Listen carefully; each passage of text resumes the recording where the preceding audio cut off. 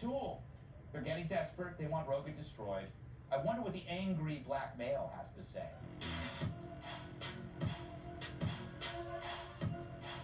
Greg, thank you for this time. This is not going to be your normal, everyday, angry black man. Oh, and I'm angry.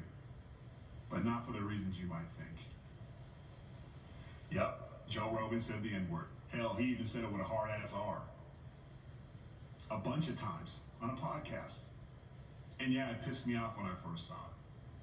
So, very clever, woke. But you kind of left out a few things, like it was 12 years ago. Nobody cares what he said 12 years ago. Hell, you didn't. Where were you then? I'll wait for a response, but we know that will fall on deaf ears. Maybe it's time you stop using us African Americans to do your dirty work and fight your battles. Now, I get it. You use your favorite little words to get us fired up. Racist, systemic, critical. And your new favorite word, misinformation.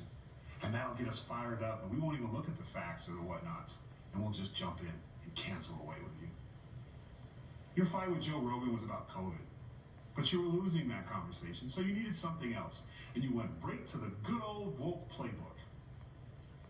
But you went one too many times.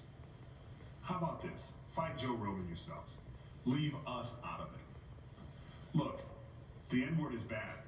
I learned its meaning at 4 years old.